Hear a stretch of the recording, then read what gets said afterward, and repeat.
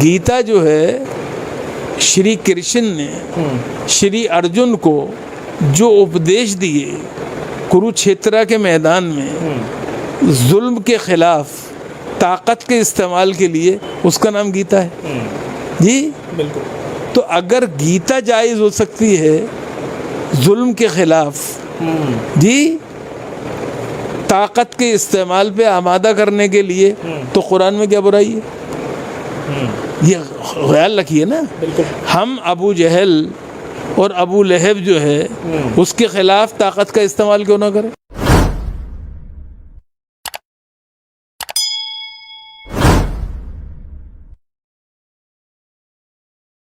میرے ساتھ اس پورے مدعے پر بات کرنے کے لیے موجود ہیں پروفیسر اختر الواسع صاحب، اسلامک اسٹڈیز کے پروفیسر بھی رہ چکے ہیں اور فی الحال مولانا آزاد جودھپور یونیورسٹی کے وائس چانسلر بھی ہیں. آج INN چینل پر ان 26 آیات پر بات ہونے والی ہے جس پر لگاتار آپ سوال کر رہے ہیں، ہمیں کمنٹس میں آپ لکھ رہے ہیں کہ ان 26 آیات کے بارے میں بتائیے. تو میں آج پوری بات چیت کر رہا ہوں پروفیسر اختر الواسع صاحب سے. سر شکریہ وقت دینے کے لیے، اور آپ کا بہت شکریہ کہ آپ INN چینل پر ہیں. آپ کی عنایت، آپ کا کرم، آپ کی مہربانی، آپ نے یاد کیا اور ایسے اہم مدعے پر آپ نے بات کرنے کے لیے میرا انتخاب کیا. دیکھیے پہلی بات تو یہ ہے بھائی ساحل نقوی صاحب، میں INN چینل سے جڑے ہوئے تمام ناظرین سے یہ کہوں گا کہ یہ سوال انہیں آپ سے پوچھنا ہی نہیں چاہیے. یہ سوال انہیں وسیم رضوی سے پوچھنا چاہیے کہ اس کے پیٹ میں یہ مروڑ کیوں ہو رہا ہے. وہ ایک مسلمان گھرانے میں پیدا ہوا، زندگی گزار دی، شیعہ وقف بورڈ کا چیئرمین رہا جی، اور ایک دم ایسا کیا ہوا کہ اسے یہ خیال ہوا کہ قرآن کریم کو چیلنج کرنا چاہیے جی. تو بنیادی طور پہ ایک بات یہ سمجھنا چاہیے، یہ صرف شرارت ہے، یہ صرف ایک طرح سے فتنہ پردازی ہے، یہ ایک طرح سے صرف مسلمانوں کو مشتعل کرنا، مسلمانوں کو تیش دلانا، مسلمانوں کے اور غیر مسلموں کے بیچ میں غفلت کی اور نفرت کی دیوار کھڑا کرنا ہے. ایک بات نمبر 1. نمبر 2، یہ جو بات کہی جا رہی ہے جہاد کی، یاد رکھیے ایک تو پہلی بات یہ کہ جہاد کے لفظی معنی انگریزوں نے کیا لیے؟ انہوں نے لیے ہولی وار، اس لیے کہ انہیں عربی نہیں آتی تھی، ہمیں انگریزی نہیں آتی تھی. ہم نے ان کے ہولی وار کو قبول کر لیا جوں کا توں جی. نتیجہ کیا ہوا؟ جبکہ قرآن میں جہاد کا جو مطلب ہے وہ کیا ہے؟ جہاد کا مطلب جو ہے اٹ موسٹ سپریم اسٹرگل ہے، یا موسٹ سپریم اسٹرگل کہہ لیجئے.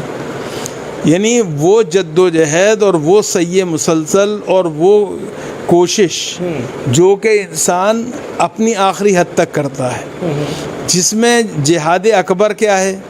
سب سے بڑا جہاد کون سا ہے؟ سب سے بڑا جہاد جو ہے وہ قرآن کے لفظوں میں وہ ہے جو آپ اپنے نفس سے کرتے ہیں.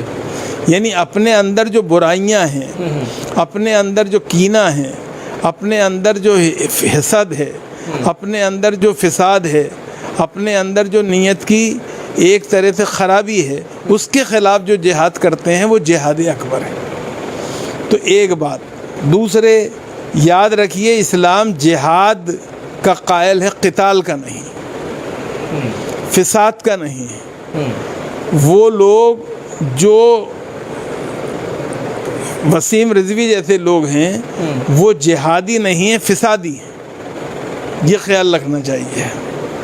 دوسری بات جو مجھے عرض کرنی ہے وہ یہ عرض کرنی ہے کہ ہمیں یہ نہیں بھولنا چاہیے کہ قرآن کریم کا ایک بالکل واضح سیدھا سادہ موقف ہے اور وہ کیا ہے؟ وہ یہ ہے کہ ایک معصوم بے قصور انسان کو قتل کرنا تمام انسانیت کو قتل کرنے کے برابر ہے. اور ایک بے قصور معصوم جو انسان ہے اس کی جان بچانا جو ہے تمام انسانیت کی جان بچانے کے مطابق ہے. تو قرآن کا موقف تو سیدھا سادہ، اس میں کیا پریشانی کی بات ہے؟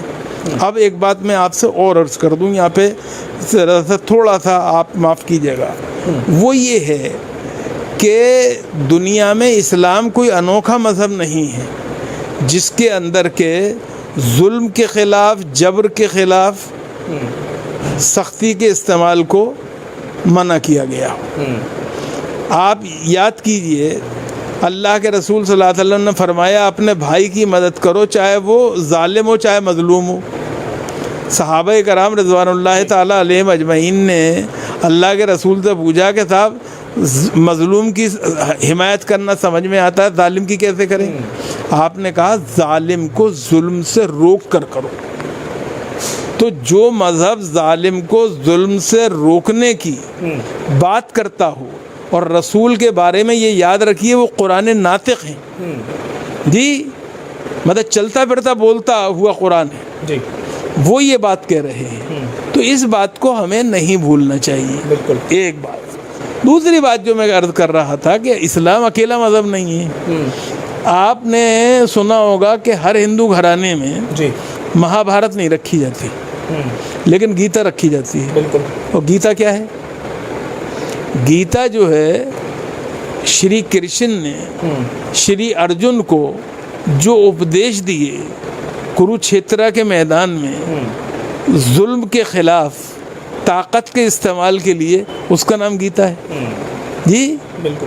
تو اگر گیتا جائز ہو سکتی ہے ظلم کے خلاف جی، طاقت کے استعمال پہ آمادہ کرنے کے لیے، تو قرآن میں کیا برائی ہے؟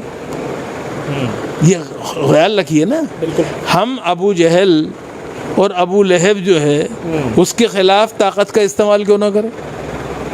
ایک بات۔ دوسرے بات، جہاں تک جنگ کا سوال ہے، اسلام جنگ کا قائل نہیں ہے، یہ خیال رکھیے۔ لیکن اگر جنگ کی نوبت آ جائے تو پھر آپ کو حکم دیا گیا ہے کہ آپ بوڑھوں پر، بچوں پر، عورتوں پر طاقت کا استعمال نہ کریں۔ آپ کو لیے کہا گیا ہے کہ آپ لہلہاتے کھیتوں کو، ہری بھری کھیتیوں کو، سرسبز و شاداب پھلدار درختوں کو نقصان نہ پہنچائیں۔ تب بھی کہ جب جنگ کا ماحول بن جائے اور حکم آ جائے؟ نہیں، جنگ کی حالت میں ہی تو یہ ہوگا بھائی، اور کب ہوگا؟ نہیں، تب بھی بچوں کو نقصان نہیں پہنچانا، نہیں پہنچانا، عورتوں کو نقصان نہیں پہنچانا، کیا بوڑھوں کو نقصان نہیں پہنچانا، اور نہیں جوانوں میں بھی وہ لوگ جو تمہارا مقابلہ کرتے ہوئے آگے آئیں اور پھر تمہاری طاقت کی وجہ سے یا کسی بھی وجہ سے، اپنی کمزوری کی وجہ سے واپس ہونے لگیں، تو پیچھے دوڑا کے انہیں قتل مت کرو۔ یہ ہے اسلام کا موقف۔ اب آپ ایسی کتاب میں کون سی 26 آیات نکال رہے ہیں، میری سمجھ میں تو آتا نہیں۔ ایک سوال یہاں یہ ہے کہ آپ نے بھی یہ بات کہی کہ ان میں کیا ہے یہ تو وہی جانتا ہوگا کون سی وہ آیات ہیں۔ ان میں سے ایک آیت کا چھوٹا سا ذکر میں کر دیتا ہوں، جس کو ایک انٹرویو میں اس نے خود کہا بھی ہے اور سوال بھی اس سے کیا گیا کہ تم لڑو، لڑائی کرو، ان لوگوں کو قتل کرو، وہ لوگ کہ جو ادھرمی ہیں، جو دھرم کو نہیں مانتے۔ اور یہاں اس نے جو میننگ نکالا ہے میں وہ بتا رہا ہوں، باقی تو آپ بتائیں گے بہتر ہمارے ویورز کو، کہ وہ ادھرمی جو اسلام کو نہیں مانتے وہ ادھرمی ہیں۔ ادھرمی کا شبد جو استعمال کیا گیا ہے، جس کو کافرین کا لفظ بھی کہا جا رہا ہے۔ ایسا ہے، ایک بات آپ سمجھیے، پہلے تو کفر کے معنی جاننے چاہیے۔ کفر کے معنی چھپانے کے ہیں۔ کسان بیج بوتا ہے بالکل جی، وہ کفر کرتا ہے، ہاں اس کو بھی کہا، ہاں وہ کفر کرتا ہے یعنی چھپاتا ہے ایک طرح سے۔ دوسری بات جو ہے کہ وہ شخص جو حق، سچ کو چھپاتا ہے وہ ادھرمی ہے، نمبر ایک۔ لیکن قرآن کریم کو وہ جانتا ہی نہیں ہے وہ شخص۔ قرآن کریم کیا کہہ رہا ہے؟ لا اکراہ فی الدین، دین میں کوئی زور زبردستی نہیں ہے جی۔ قرآن کیا کہہ رہا ہے؟ لکم دینکم ولی دین، تمہارا دین تمہارے لیے، میرا دین میرے لیے ہے۔ بالکل۔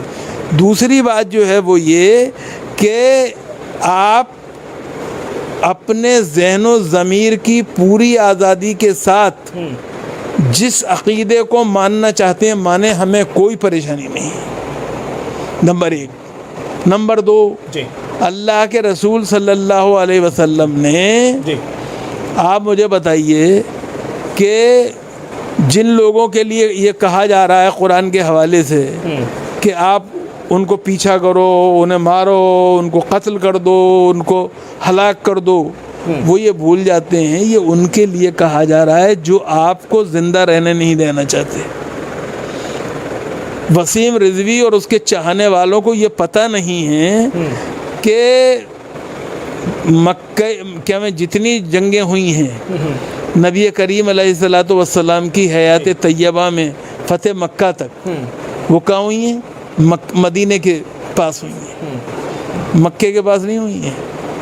مطلب کیا ہوا کہ تمام جنگیں دفاعی تھیں، ڈیفنس تھیں، ڈیفنس میں تھی جی۔ اور صلح کہاں ہوئی ہے؟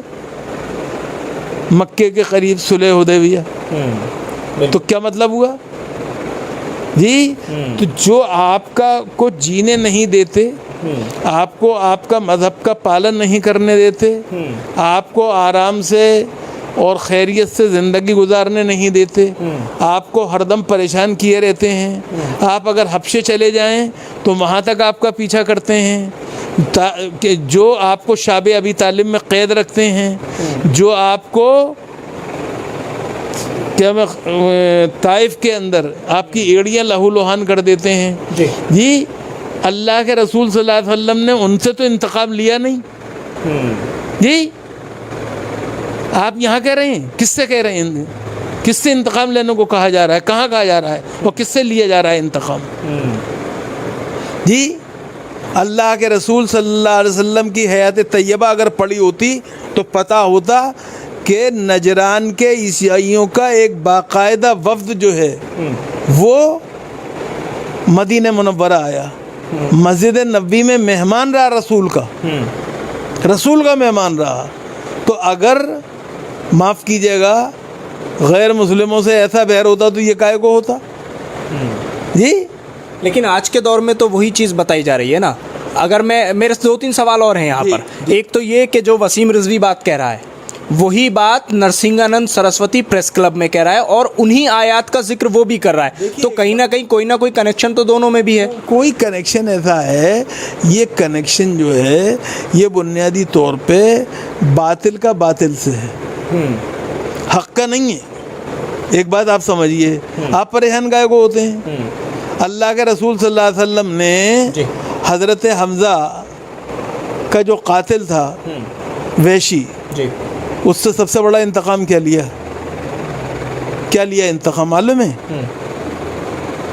اللہ کے رسول نے سب سے بڑا انتقام اس سے یہ لیا کہ آپ نے اس سے کہا تو میرے سامنے مت آیا کر، کیونکہ جب تو میرے سامنے آتا ہے تو میرے چاچا جو ہیں ان کا کی لاش جو ہے وہ میرے نظروں کے سامنے گھوم جاتی ہے جی۔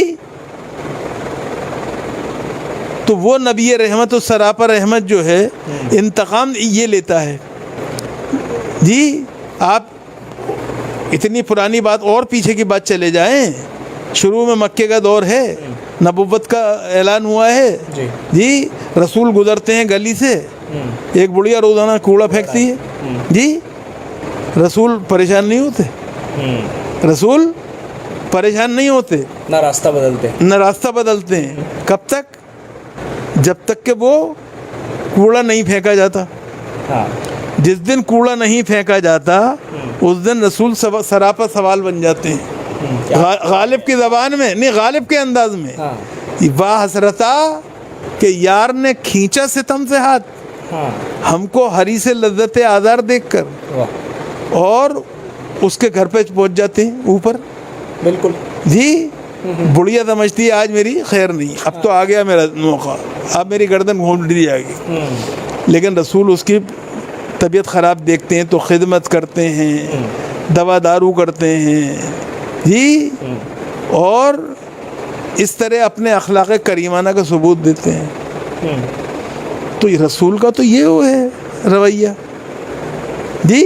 میں نے آپ کو اتنی مثالیں دے دی بالکل، اور مجھے لگتا ہے کہ یہ کافی ہوں گی کہ وہ ان 26 آیات کا جو ذکر کیا جا رہا ہے۔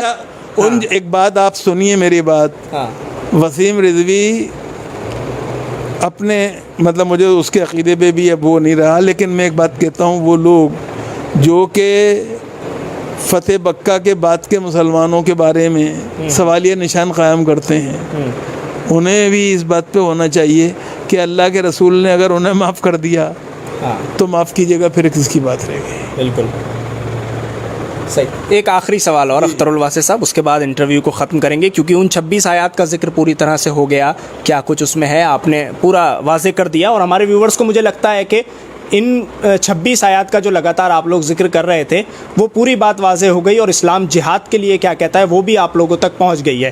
ایک سوال میں اس میں موجودہ حالات کو لے کر کرنا چاہوں گا، جس میں نرسنگانند سرسوتی کو بھی جوڑوں گا، وسیم رضوی کو بھی جوڑوں گا، کیونکہ دونوں کو ایک ہی تھالی کا چٹا بٹا بتایا جا رہا ہے، اور آپ بھی کہہ رہے ہیں کہ جڑیں کہیں نہ کہیں سے ملتی ہیں۔ تو میں یہ پوچھنا چاہتا ہوں کہ یہ جڑیں کہاں سے ملتی ہیں اور وہ جڑیں کیسے ختم ہوں گی؟ نہیں، دیکھیے، ختم ہونے کا طریقہ یہ ہے کہ بنیادی طور پہ یہ شر جو ہے، جی، شر کبھی ختم نہیں ہوتا۔ ایک بات آپ سمجھیے، ہمیں صبر سے کام لینا چاہیے۔ اللہ کے رسول صلی اللہ علیہ وسلم جو ہیں، انہوں نے ہمیں جو سبق سکھایا ہے صبر کا، شکر کا، خدائے بزرگ و برتر پہ بھروسے کا، اس پر بھروسہ کرنا چاہیے۔ اور اس طرح کے لوگ تو ہمیشہ پیدا ہوتے رہے، یہ کوئی نئی چیز نہیں ہے۔ جی، یاد کیجئے جب اللہ کے رسول صلی اللہ علیہ وسلم نے کھڑے ہو کے کوہ صفا پہ قوم کو پکارا تھا، تو سب سے پہلے کس نے برا بھلا کہا تھا؟ ابو لہب نے برا بھلا کہا تھا۔ جی بالکل، جی۔ تو اصل چیز جو ہے ہمیں وہ نہیں بھولنی چاہیے، ہمیں یہ نہیں بھولنا چاہیے کہ اسلام اس سے زیادہ آزمائش سے گزرا ہے، مسلمان اس سے زیادہ پریشانی سے گزرے ہیں۔ شعب ابی طالب کے قیدیوں کو مت بھولیے، آپ ہجرت حبشہ کرنے والے مسلمانوں کو مت بھولیے، جی، آپ طائف کے وادی میں ایڑیاں لہو لہان ہونے والے کرا لینے والے اور اپنے نالین شریفین کو خون سے بھگو دینے والے پیغمبر اسلام کو مت بھولیے۔ جی، آپ جو ایک طرح سے غزوہ خندق کے موقع پر اپنے بھوکے پیٹ پر ایک کے بجائے 2 پتھر باندھنے والے پیغمبر اسلام کو مت بھولیے۔ اس لیے پریشان ہونے کی ضرورت نہیں ہے۔ یاد رکھیے کہ حق غالب رہتا ہے، حق کو غالب آنا ہے اور باطل کو بہرحال مٹ جانا ہے۔ ٹھیک، بہت بہت شکریہ اختر الواسع صاحب، اس پورے مدعے پر INN چینل سے تفصیل سے بات کرنے کے لیے، اپنا وقت دینے کے لیے۔ تو صاف طور پر ہم نے آپ کے جو سوالات تھے وہ سیدھے پروفیسر اختر الواسع صاحب کے سامنے رکھے، ان سے جوابات لیے اور آپ تک وہ جواب پہنچائے۔ آپ نے سنی لیا ہوگا کہ کس طرح سے کیا کرنا ہے، اسلام کیا سکھاتا ہے، رسول کی سیرت کیا سکھاتی ہے۔ مسلمانوں کو ایک سیدھا پیغام یہی ہے کہ آپ سیرت پیغمبر پر عمل کرتے رہیے۔ اسلام اس سے زیادہ آزمائشوں سے گزرا ہے، بڑے سخت وقت اسلام نے دیکھے ہیں، اور آج تو یہ حالات کچھ بھی نہیں ہیں، لہٰذا صرف صبر و تحمل کا جو ایک مظاہرہ ہے وہ مسلمانوں کی طرف سے کیا جاتا رہے، تمام مشکلیں آسان ہوتی رہیں گی۔ دلی سے INN چینل کے لیے ساحل نقوی۔